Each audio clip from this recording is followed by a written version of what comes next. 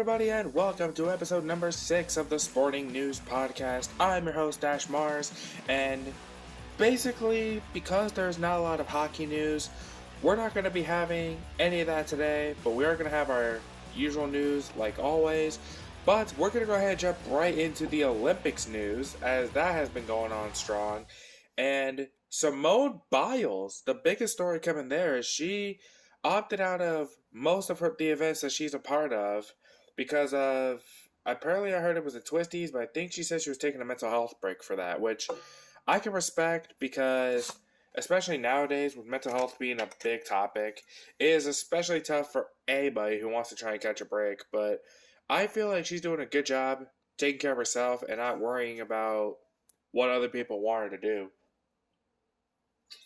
do. But she did come back for the I think it was the balance beam one.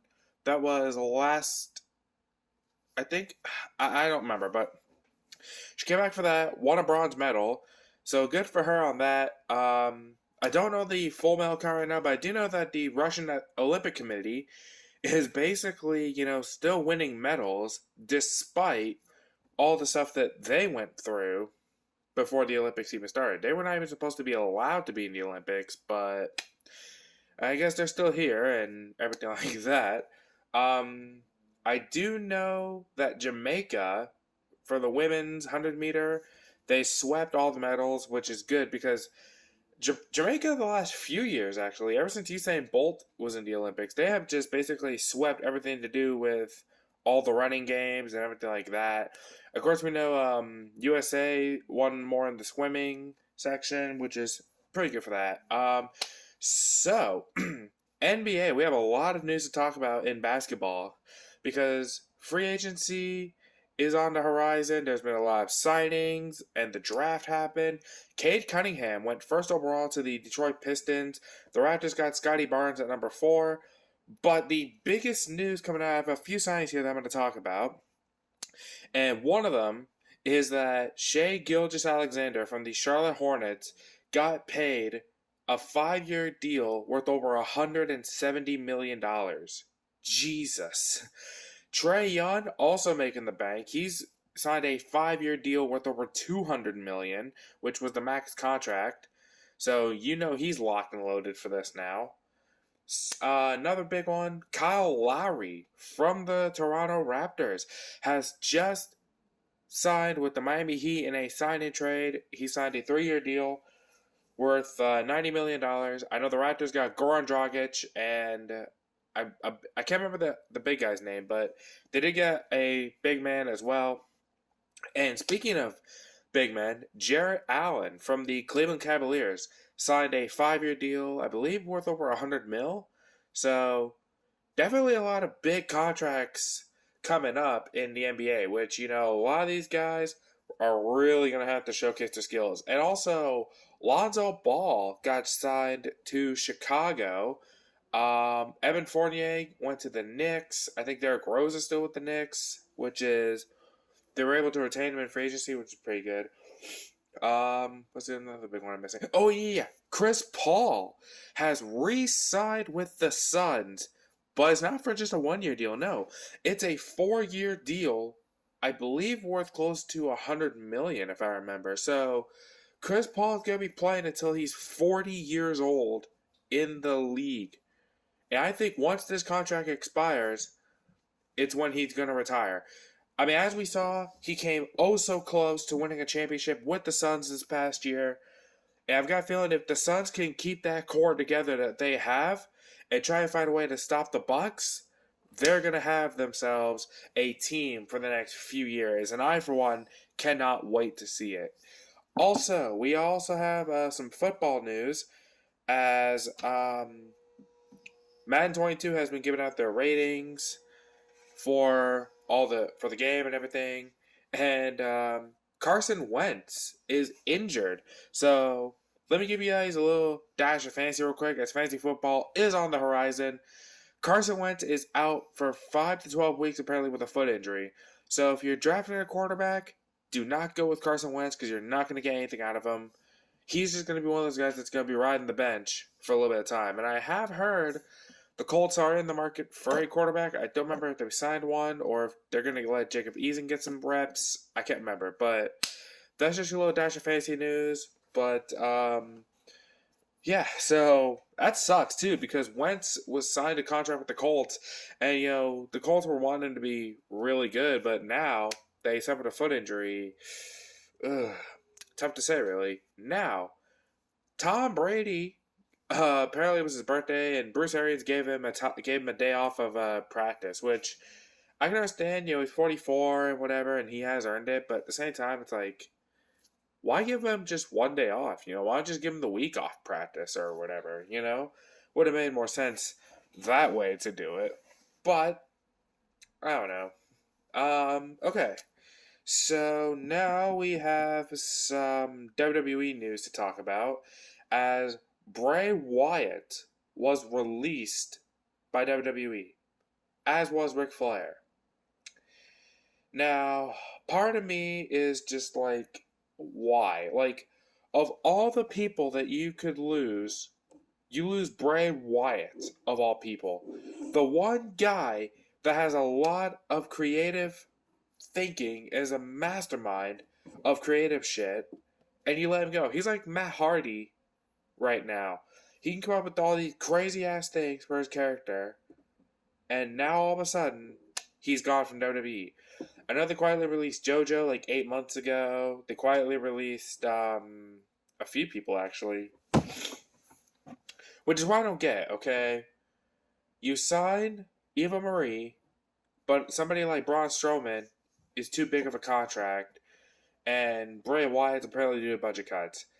I have lost all my faith in WWE. Like, I'm losing so much faith in WWE day by day, and honestly, this was one of those times where it's just like, I don't know what the hell they're thinking about, but what I do know is that WWE really needs to wake up.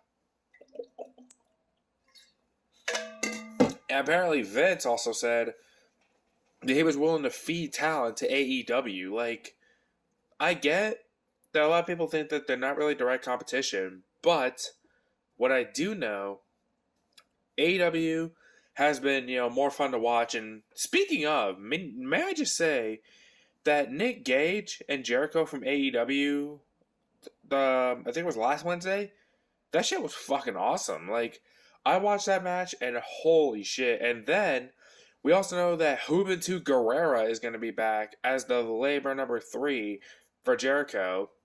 Now, I'm pretty excited for that because Jericho and Juvi have always had a hell of a rivalry in WCW. They always had a lot of, beef. They always had a lot of issues. But I always found that Juventud, especially when I saw him in WWE with the Mexicools, I knew how big of a wrestler he was. But I'm definitely excited for it. Now, I'm going to make a prediction for labor number 4. I think what it's going to be is that labor number 4 is going to end up being where Jericho can only win by submission. Now, he can't win by pinfall. It has to be by submission. And the submission that he must win with is the Lion Tamer, or just like a basic submission move. And then his opponent can score a pinfall or a submission to beat Jericho, but Jericho can only win by submission. And I think the 4th guy that they would put for that, if it was in that kind of, ordeal, I've got a couple ideas in mind. I'm thinking Ken Shamrock would be one of them, considering he was a submission guy. Or they could pull somebody from Inner Circle, and they could go somebody like Jake Hager, I think. And then MJF, I think I heard was labor number 5, but I don't remember. But what's funny is during that Nick Gage match, they aired a Domino's commercial, and I was just like, oh, you talk about the perfect timing that they put into that. Like, I found that hilarious as all hell. And they're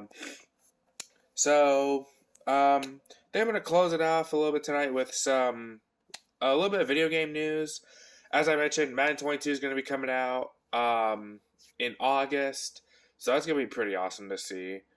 Right now, I know that we haven't really gotten much for WWE 2K, but I'm pretty sure because now they're going to be sponsored by SummerSlam, they're gonna we're gonna get everything either at SummerSlam or close to SummerSlam or whatever. But what I'm more excited about is I can't wait for more news on the AEW video game because I want to see how well it turns out.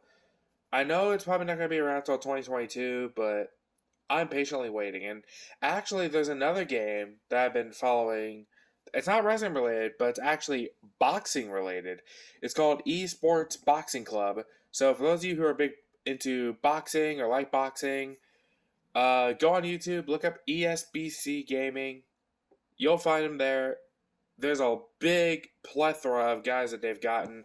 Guys like Muhammad Ali, Larry Holmes, Sugar Ray Leonard, Riddick Bowe. They've got Tyson Fury in the game. So if you're big on boxing, this is definitely the game for you. I'm definitely going to be picking it up because I'm actually really big in boxing as well.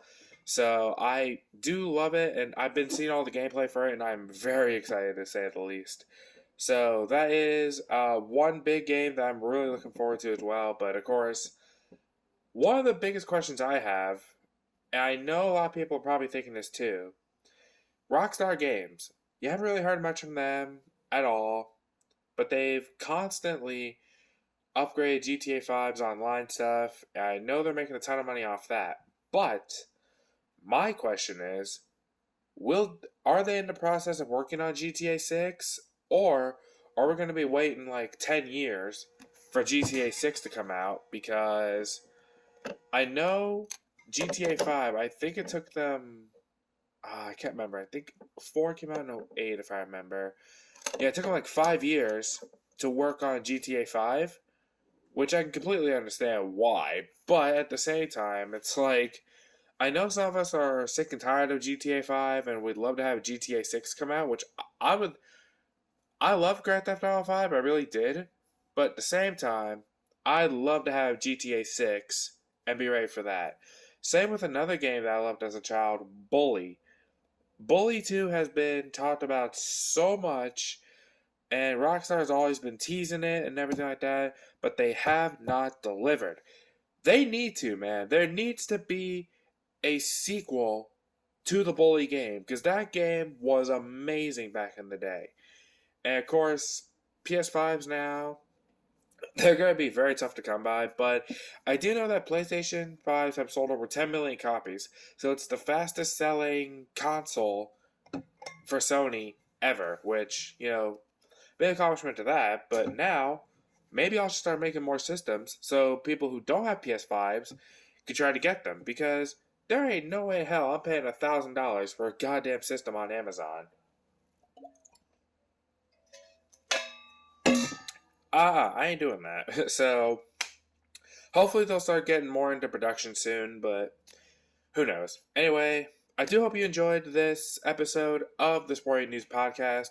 We're 4 episodes away from episode 10, and I'm thinking about doing something special for that. I don't know what I'm going to be doing yet, but I do know that I do have something very special planned out. So, I do hope you enjoy this episode of the Sporting News Podcast.